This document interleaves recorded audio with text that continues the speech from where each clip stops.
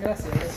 Vamos a hablar en esta primera parte del teórico de trastornos orales potencialmente malignos y después vamos a ver un segundo bloque de cáncer de boca, ¿sí? ¿Ya habían leído un poco sobre el tema? ¿No? Bueno.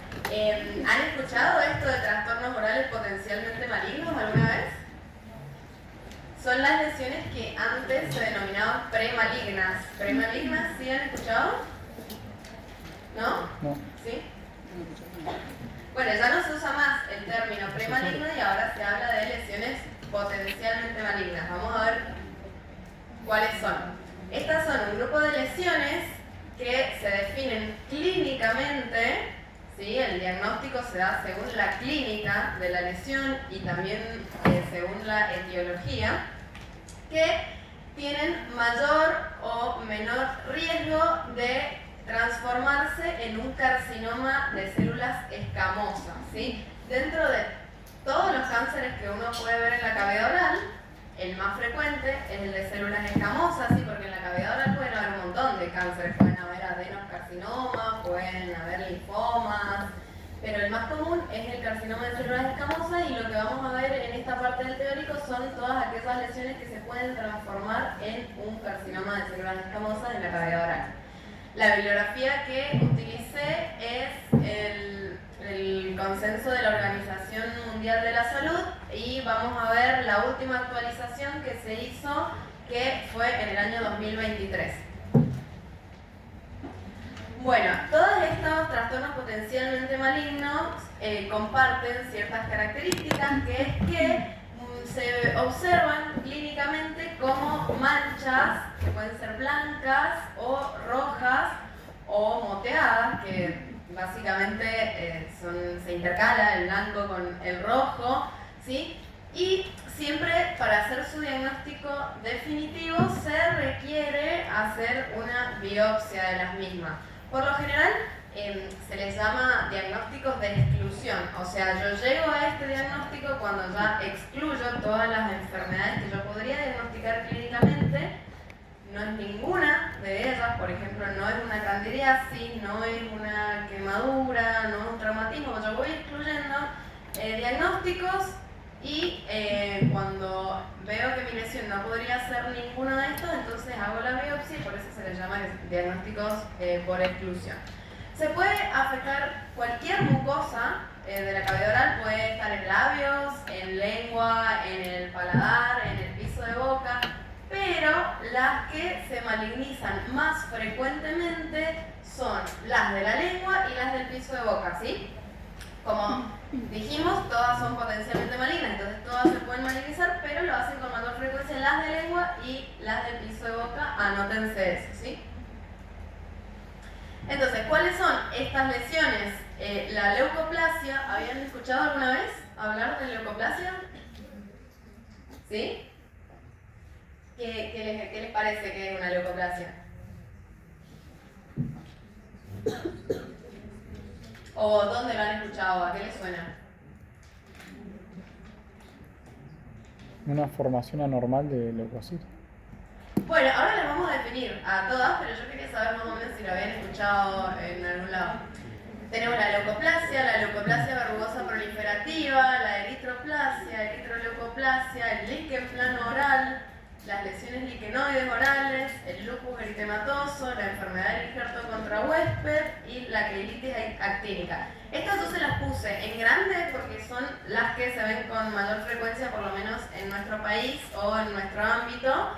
Y también existen otras en otras partes del mundo, no se ven acá en Argentina, por eso se las puse más chiquitas, que son la fibrosis submucosa, las lesiones asociadas al tabaquismo inverso y la queratosis por tabaco sin humo. Esas únicamente las vamos a nombrar como para que sepan que existen y que quizás uno las podría encontrar en algún paciente que venga de otro país, pero como les digo, no se observan en Argentina. Vieron que yo en todas esas lesiones que les nombré recién no les nombré displasia, ¿no? ¿Por qué? Porque yo les dije que todas esas lesiones son diagnósticos clínicos. Son diagnósticos clínicos que se hacen según el signo que yo vea, cómo vea la mucosa de mi paciente, y se hace también conociendo otras características como los hábitos del paciente o los factores etiológicos, pero una vez que yo hago una biopsia de esa lesión, puedo encontrar en la biopsia histológicamente una displasia, ¿sí? Entonces, la displasia no sería el diagnóstico, sino lo que yo puedo ver en la histología de esa lesión, ¿sí? Entonces, todas esas enfermedades que yo les nombré recién pueden tener cierto grado de displasia histológicamente cuando yo la miro al microscopio. Y es por eso que progresa a cáncer bucal, ¿sí? Entonces, recordemos un poco qué era la displasia. Ya lo habíamos mencionado en teóricos anteriores, ¿o no? ¿Se acuerdan? ¿Qué era? Sí, perfecto. Bueno, acá como dice la compañera, un crecimiento desordenado, dice ella, así es, la displasia es una alteración de la maduración del epitelio. Se altera la arquitectura, o sea, los estratos del epitelio dejan de madurar correctamente, y se altera también la citología. Entonces yo voy a ver los núcleos pleomórficos, o sea que tienen diferentes formas, entre ellos no son uniformes. Voy a ver los hipercromáticos, o sea que van a estar más oscuros. Miren, esto es lo normal, ¿sí? Los núcleos están claritos y son todos iguales, ¿sí? ¿Ven? Que son todos redonditos iguales. Acá ya tenemos cierto pleomorfismo, o sea, algún núcleo va a estar más alargadito, otro más estrelladito, ¿sí? Diferentes formas. Después veo que son hipercromáticos los núcleos, o sea que están más oscuros, más basófilos de lo normal. Veo también mitosis, miren, esto es una mitosis. Normalmente un epitelio tiene que tener mitosis solamente en la porción más basal, o sea, la porción que está más cerca del tejido conectivo. No tiene que haber una mitosis ahí arriba, ¿se acuerdan de eso? Histología, ¿sí? Entonces, esto significa que está alterada la maduración. Y voy a ver también una alteración en la relación núcleo-citoplasma, o sea que voy a tener quizás un núcleo muy grande a comparación del citoplasma de mi célula. Y en la cavidad oral, la displasia se clasifica según la cantidad de tercios del epitelio que está alterada. Entonces, si yo tengo la alteración únicamente en el tercio más basal, o sea, en el más inferior, va a ser una displasia leve. Si yo tengo alterados 2/3 de mi epitelio, va a ser una displasia moderada. Y si yo tengo alterado todo el espesor, o sea, desde que empieza hasta que termina en la superficie del epitelio, voy a tener una displasia grave.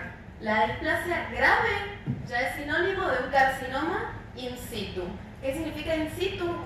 Que no ha penetrado la membrana basal, ¿sí? Que se limita al epitelio, que no está todavía invadiendo el tejido conectivo. Pero entonces la displasia grave ya es un carcinoma in situ, ¿sí? No se usa ya el término carcinoma in situ, se habla de displasia grave, pero para que ustedes sepan, es lo mismo. ¿Esto les queda claro? ¿Alguna duda al respecto? Porque esto es fundamental. Bueno, entonces dijimos que en estas enfermedades vamos a encontrar distintos grados de displasia. Y después de esto ya vamos a un carcinoma invasor, ¿sí? Ya que penetra en el tejido conectivo. Entonces, vamos a hablar de la leucoplasia. No sé por qué se me cortó acá, pero bueno, decía leucoplasia, ¿sí? Las leucoplasias son clínicamente placas blancas. ¿Qué significa que es una placa que es un poquito más grueso que una mancha? O sea, tiene un poquito de relieve. Son placas blancas que yo voy a ver en las mucosas, como les digo, pueden aparecer en cualquier lado de los labios, en la lengua, en el paladar, en la mucosa yugal, ¿sí? Y que excluye otros diagnósticos. Entonces, por ejemplo, si mi paciente viene con esta mancha en las encías, podrían ser varias cosas, ¿no? Por ejemplo, hay pacientes que tienen una prótesis que no se la sacan nunca. Capaz el paciente lleva 3 meses con una prótesis puesta, no se la sacó nunca. Yo le saco la prótesis y en el reborde puedo ver esto así. Pero lo voy a tocar con el guante y se va a salir, o sea, son restos de comida, de pan, de media luna, lo que sea. Si se sale y tengo una mucosa sana debajo, entonces no era una leucoplasia, era simplemente suciedad. O puede ser que yo a esto lo raspe con una gasa, por ejemplo, si lo raspo con una gasa y se desprende la parte blanca, puede ser algo que se llama pseudomembrana, que es el desprendimiento de las capas más superficiales de la mucosa, que pueden ser, por ejemplo, mi paciente se quemó, ¿sí?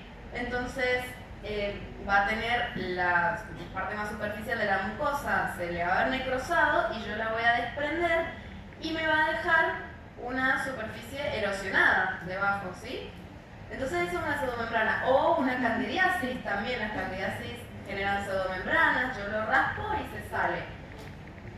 Entonces, o por ejemplo, por mordisqueo en las mucosas también puedo ver pseudomembrana. Pero bueno, básicamente me interesa que a ustedes se les quede el concepto claro de que otras lesiones las raspo y se salen. En cambio, si veo una placa blanca que la raspo con una gasa y no se sale, ya no puedo hacer otro diagnóstico. Entonces sería una leucoplasia, ¿sí?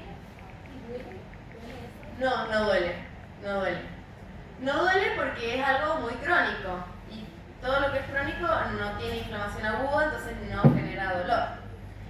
Entonces, estas son asociadas al tabaco, al alcohol, al virus papiloma y a la mala higiene oral y a factores irritativos. Por ejemplo, un factor irritativo que puede ser una prótesis mal adaptada, ¿sí? Que está todo el tiempo raspando, generando fricción, o puede ser una tapa, una obturación que esté mal hecha, entonces está filoso el elemento dentario y eso genera una irritación mecánica crónica. El epitelio, en el intento por defenderse, genera más queratina y se engrosa ese epitelio, entonces clínicamente lo vamos a ver así, blanco. Y lo otro que me interesa que tengan en cuenta es que, ¿qué voy a hacer? En estos casos voy a retirar el factor irritante y si en 2 semanas mi lesión no se mejora, entonces hago la biopsia. Y en la biopsia me voy a encontrar con diferentes situaciones. Me voy a encontrar quizás solamente ha hecho una capa más gruesa de queratina el epitelio o quizás no tengo una displasia, ¿sí? Entonces esta sería la leucoplasia.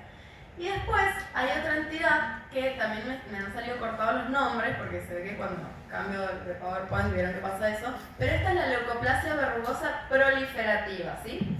Que es lo mismo, son placas blancas, pero esta ocurre de manera multifocal, o sea, en varias mucosas a la vez y es progresiva y persistente, ¿sí? ¿Cuál es el problema de la leucoplasia verrugosa proliferativa? Que no responde a los factores de riesgo clásicos.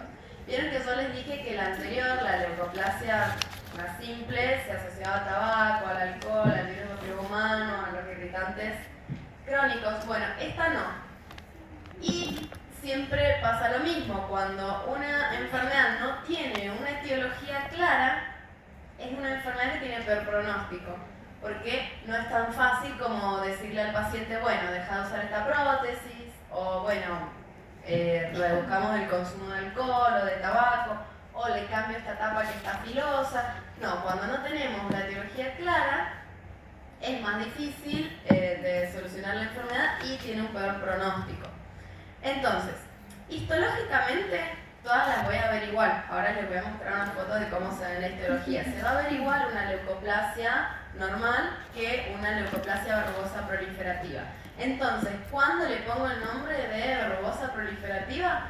Cuando son lesiones muy grandes, mayores a 4 centímetros, y están en una sola mucosa. Por ejemplo, si mi lesión solo está en la lengua, tiene que medir más de 4 centímetros para que yo diga que es una verrugosa proliferativa. Ahora, si mi lesión ocupa 2 mucosas diferentes, por ejemplo, la lengua y el piso de boca, o la encía y la mucosa yugal, con que mida 3 centímetros ya me alcanza para ponerle el nombre leucoplasia verrugosa proliferativa, ¿sí? O pueden ser lesiones más pequeñas, pero que están por toda la mucosa. Tengo algunas en el paladar, tengo algunas en la lengua, tengo algunas en la mucosa yugal, y ahí no importa qué tamaño tengan. Si tengo varias en diferentes mucosas, ya califica como leucoplasia verrugosa proliferativa. ¿Es importante diferenciarlas? Sí. ¿Por qué? Porque la leucoplasia normal es muy frecuente. Se habla de que un 4% de la población mundial tiene leucoplasia. Dentro de esa porción de la población que tiene leucoplasia, un 40% ya tienen histológicamente cierto grado de displasia, y de esas se malignizan un 2 o un 3%. Entonces, es re bajo el porcentaje de malignización. En cambio, de la leucoplasia verrugosa proliferativa sí maligniza un 60%. Entonces, es mucho más peligrosa. Por eso es importante que sepan diferenciar cuál es cuál, ¿sí? Y se llama verrugosa porque ya son lesiones que tienen ese aspecto verrugoso, que es como fisurado, que es elevada la placa y se ve como seca, opaca, blanquecina, ¿sí? Profe, Sí. perdón, la proliferativa 60% y la normal. Y la normal un 2 o 3% maligniza, sí, es re baja. Y de la normal, desde que aparece la lesión hasta que aparece el carcinoma escamoso pueden pasar 20 años quizás. Es mucho más lenta la progresión. En cambio, en la leucoplasia verrugosa proliferativa, en unos meses ya el paciente puede hacer un carcinoma escamoso. Entonces, ¿qué voy a ver histológicamente? Esto, para que se ubiquen, esto sería el tejido conectivo, ¿sí? Esto es el epitelio. Puedo ver o una capa gruesa de queratina, que no tiene por qué estar, porque vieron que la mucosa yugal, por ejemplo, no es queratinizada, o la mucosa del piso de boca no es queratinizada. Pero bueno, el epitelio, en ese intento que hace de defenderse de esos factores que le generan inflamación crónica, como les dije, el alcohol, el cigarrillo, o cualquier cosa que esté generando fricción constante, o la mala higiene oral, que también genera inflamación crónica, el epitelio en ese intento de defenderse, ¿qué hace? Se engrosa. Entonces tenemos lo que se llamaba acantosis, ¿se acuerdan? De la acantosis, que era el engrosamiento del epitelio a expensas del estrato espinoso. También vamos a tener una hipergranulosis y una hiperkeratosis, que puede estar formada por ortoqueratina, ¿se acuerdan que era sin núcleo? O por paraqueratina con los núcleos. Esto sería en el caso ideal, ¿sí? Solamente tengo hiperkeratosis, pero mi epitelio finalmente madura normalmente. Entonces, hasta ahí todo bien. Pero, si a esto yo no le retiro el factor etiológico, progresa hasta una displasia. Entonces, acá ya voy a ver que tengo alteración de la maduración, ¿sí? Entonces, como les digo, ustedes la leucoplasia, tanto la común como la leucoplasia verrugosa proliferativa, histológicamente la van a averiguar. Pueden ver solamente una hiperkeratosis o pueden ya tener un cierto grado de displasia, que esta es la que progresa a un carcinoma escamoso, ¿sí? Acá, por ejemplo, podemos ver este pequeño fragmentito que ven acá, es el fragmento de mucosa normal. Fíjense que tiene apenas una delgada capa de paraqueratina. Y de repente, miren, toda esta queratina, ¿sí? Que es lo que le da a la vista el aspecto verrugoso, el aspecto blanquecino. ¿Por qué? Porque normalmente uno ve que las mucosas son rojizas o rosaditas porque el epitelio es fino y se puede ver el tejido conectivo debajo, que es vascularizado. Pero cuando tengo toda esta capa de queratina, no voy a ver el tejido conectivo debajo, y además la queratina es blanca, entonces eso es lo que le da el aspecto blanco a las lesiones, ¿sí? ¿Hasta ahí les queda claro? Fíjense cómo empieza a ver lo que habíamos dicho en uno de los primeros teóricos, que se llamaba papilomatosis. ¿Se acuerdan que se proyectaban papilas en forma de dedo del tejido conectivo hacia arriba? Y eso hace estas ondulaciones en el epitelio, que además tiene cierta acantosis, ¿sí? Un epitelio que está muy grueso, y eso es lo que hace que después clínicamente se vea esa superficie verrugosa, que es como si fuera con unos pelitos blancos, ¿sí? Histológicamente esto luce así. Y bueno, el tejido conectivo está muy inflamado. Esto está lleno de linfocitos, de plasmocitos seguramente. Bueno, entonces la siguiente que vamos a ver es la eritroplasia. La eritroplasia se ve clínicamente como una mancha roja, ¿sí? Es una mancha roja que puede verse atrófica, puede verse como aterciopelada. ¿Y qué es lo importante? La tengo que, como yo les dije, es un diagnóstico por exclusión, o sea, yo tengo que excluir otras patologías que se puedan ver así. Por ejemplo, que mi paciente se haya quemado o se haya traumatizado con algo. ¿Cómo me voy a dar cuenta? Yo le pregunto al paciente si esto le duele y me va a decir que no. Imagínense si esto fue una erosión, sería súper doloroso, ¿no? Una erosión así de grande, si fuera algo agudo, sería súper doloroso. Entonces, si yo veo una mancha así de roja y al paciente no le duele, es un peligro, ¿sí? Es para prestar atención.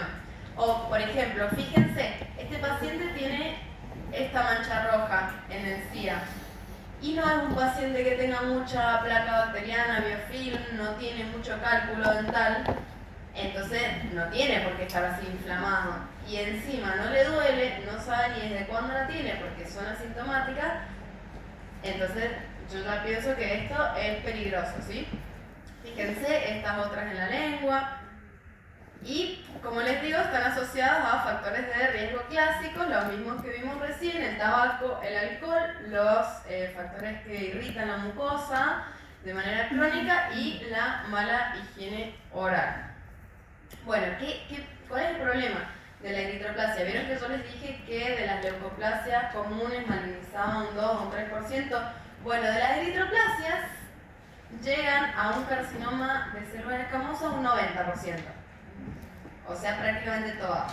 Entonces, estas se biopsian sí o sí siempre, rápidamente. No es como la leucoplasia. La leucoplasia quizás yo le pulía la prótesis al paciente y espero 2 semanas a que resuelva la leucoplasia y bueno, si no resuelve, ahí le hago la biopsia. Las eritroplasias no, se biopsian siempre desde un primer instante. Y en el momento que yo la biopsio, ya se ve histológicamente una displasia, que puede ser leve, si la agarré muy inicial, moderada o grave, o ya un carcinoma invasor. Perfectamente un carcinoma invasor puede lucir así. Entonces la eritroplasia se biopsia siempre desde una primera instancia porque todas muestran ya en la histología displasia o ya un carcinoma, ¿sí? Y después tenemos la eritroleucoplasia, que básicamente, clínicamente, intercala placas blancas con zonas eritematosas, pero es lo mismo que la eritroplasia, ¿sí? Maligniza un 90%, ya cuando hago la biopsia esto ya tiene displasia o un carcinoma, pero es para que tengan en cuenta que puede tener este aspecto así de ambos colores, ¿sí? Pero siempre que veo estas placas, estas manchas rojas, que no sabemos desde cuándo están y no generan ninguna sintomatología, es un peligro, ¿sí? Bueno, ahora vamos a hablar del líquen plano. ¿Han escuchado hablar sobre el líquen alguna vez? ¿O la palabra líquen? ¿Qué han escuchado al respecto? ¿Cómo? Ah, bueno, pero en humanos ¿han escuchado algo sobre el líquen? Bueno, el líquen es una enfermedad inflamatoria, ¿sí? Que es una enfermedad que es mediada por los linfocitos T, un autoinmune. Es bastante frecuente, ¿sí? Yo tengo muchos pacientes con líquen plano, es de las más frecuentes que van a ver en el consultorio. Lo que me interesa que sepan ahora es que clínicamente se ven como estriaciones blancas, así en forma de red, ¿sí? Como estas o como estas, y pueden estar intercaladas también con zonas eritematosas o erosivas. Acá vemos lo mismo, ¿sí? Este paciente que sí tiene un poco de biofilm, pero quizás no tiene tanto como para que esté de ese color tan rojo en el CIA, ¿vieron? Entonces ahí tengo que pensar que hay algo más. Es una enfermedad que se caracteriza por tener recaídas y remisiones. ¿Qué significa? Que el paciente va a tener líquen toda su vida. ¿sí? No se cura porque es un autoinmune. Pero el problema es cuando tiene los periodos de agudización, ¿sí? Cuando el paciente está en un periodo de la enfermedad crónica, se ven así las estrías, manchas blancas, no le pica, no le arde, nada. Así lo tengo que mantener a mi paciente. Pero cada tanto el paciente hace agudizaciones y aparecen lesiones eritematosas, erosivas, tengo inflamación aguda. Si a mi paciente permanece en este estado de inflamación aguda, es cuando hace una displasia y se puede malignizar la lesión. Entonces, como les digo, es una enfermedad que no se cura y lo que a mí me interesa es hacer un tratamiento al paciente para mantenerlo en un estado crónico, mantenerlo así, con la lesión blanca, sin inflamación aguda. Porque yo sé que si este paciente hace muchas inflamaciones agudas, se me va a malignizar la lesión. Entonces, bueno, yo particularmente lo trato con corticoides cada vez que reagudiza para que se mantenga con las lesiones crónicas y no malignice. ¿Y qué es característico del líquen? Que es bilateral. Entonces, por ejemplo, si yo veo estas lesiones en esta mucosa yugal, voy a tener lesiones en la otra. O si lo veo en la parte derecha del labio, lo voy a ver también en la izquierda. Así es bilateral, es simétrico. ¿Por qué les digo esto? Porque tenemos otras lesiones que son las lesiones liquenoides que lucen igual. Fíjense que es muy parecido, ¿o no? Es muy parecido. Tenemos esas estriaciones blanquecinas, ¿sí? Con áreas eritematosas, áreas erosivas, ¿sí? Luce igual, pero estas no van a ser bilaterales y simétricas como las del líquen. Por eso se les llama liquenoides, porque se parece, pero no es. ¿Y qué son las lesiones liquenoides? Son lesiones que se provocan por las amalgamas.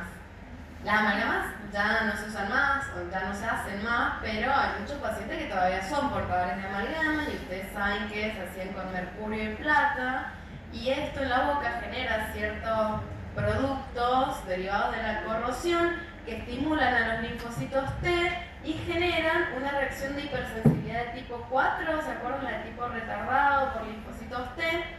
Entonces clínicamente lo voy a ver en las mucosas como estas lesiones que son muy parecidas a las del líquen, pero esta no va a ser bilateral y simétrica, esta va a estar únicamente en la mucosa que está en contacto con el metal, ¿sí? Entonces así lo diferencio. ¿Y qué hago? Le quito esta amalgama al paciente, lo reemplazo por otro material y la lesión se tiene que curar. Fíjense, esto es el mismo paciente, ¿sí? Tenía esta lesión asociada a esta amalgama, le cambiaron la amalgama por otro material y la lesión se curó. ¿Sí? Acá lo mismo, tengo estas amalgamas, las cambio, esta lesión, las cambio por otro material y la lesión se curó, ¿sí? Entonces, ahí ya tengo mi diagnóstico hecho, sin ninguna biopsia. Le saqué la amalgama, se me curó la lesión, listo, era una reacción liquenoide, nos quedamos todos tranquilos, la curé, entonces no va a malignizar. Si yo esto lo dejo así, me va a hacer una displasia y después un carcinoma con los años, ¿sí? Entonces, primero quito las amalgamas y si cura, no necesito una biopsia. Ahora, si no cura y empiezo a ver lesiones por otro lado, bueno, sí le hago una biopsia porque quizás tenía un líquen y de casualidad había una amalgama ahí. Entonces, así es como ustedes se van a dar cuenta si es una o la otra. Después tenemos las lesiones que son por lupus eritematoso. ¿Han escuchado hablar del lupus? Sí. Bueno, vieron que es una enfermedad sistémica, también autoinmune, inflamatoria, y los pacientes que tienen lupus, cuando no está muy bien controlada su enfermedad, hacen lesiones cutáneas. Y en la boca se van a ver así, como múltiples lesiones, también pueden ser en forma de discos o en forma de círculos, que son rojas, y son múltiples bilaterales, pero fíjense que en este caso no son simétricas. No son simétricas, hay una acá, otra acá, ¿sí? Diferentes formas, tamaños. Son muy parecidas a las lesiones que vimos, pero acá vamos a tener el dato de que el paciente tiene lupus. Y si no lo sabemos, hay que sospechar. También derivarlo al paciente al inmunólogo para ver si no tiene un lupus que no haya sido diagnosticado hasta este momento, por ejemplo. ¿Y qué pasa? Las inflamaciones crónicas en los tejidos estimulan siempre a los melanocitos. Entonces, cuando tengo muchas lesiones inflamatorias, se van estimulando los melanocitos y finalmente se van a ir tiñendo con pigmentos melánicos estas manchas.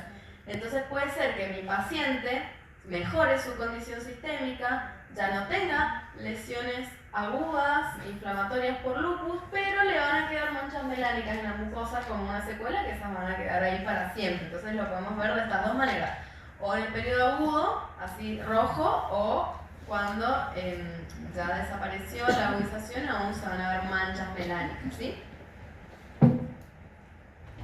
Y después tenemos la enfermedad de injerto versus huésped en la cavidad oral, que es también una reacción inflamatoria mediada por los linfocitos T que se da en los pacientes, algunos pacientes que han tenido un trasplante de médula ósea. ¿Han escuchado hablar de trasplante de médula ósea?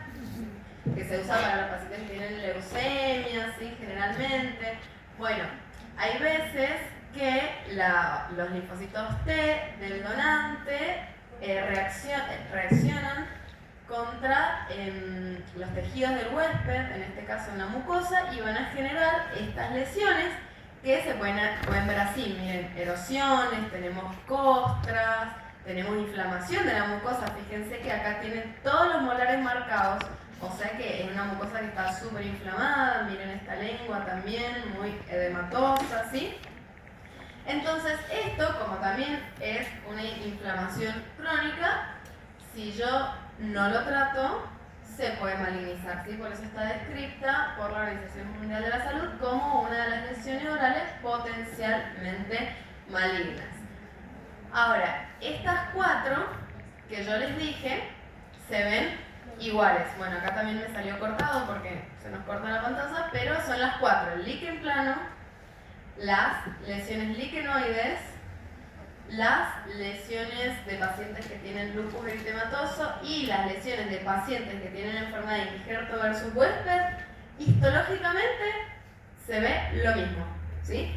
¿Qué es? Esto es el tejido conectivo, ¿sí? Y esto es el epitelio. Bueno, lo clásico es ver un infiltrado inflamatorio linfocitario en banda. ¿Ven que se ve como toda esa banda de color violeta oscuro? O sea, todo esto son linfocitos, ¿sí? Que se acumulan debajo del epitelio, así formando esta banda de ese color violeta basófilo. Entonces esa es la lesión clásica que voy a encontrar en histología. Y además, si lo veo más de cerca, voy a ver otras cosas clásicas. Por ejemplo, esta célula que se ve acá fucsia, que es un queratinocito apoptótico, si se empiezan a morir, pierden el núcleo y se ve así como celulitas eosinófilas, que también lo pueden encontrar en los libros como cuerpos de Civate, ¿sí? También se va a ver un engrosamiento en la membrana basal. Fíjense, esto que veo acá es la membrana basal, que está bien gruesa, se ve también como una banda eosinófila, fucsia.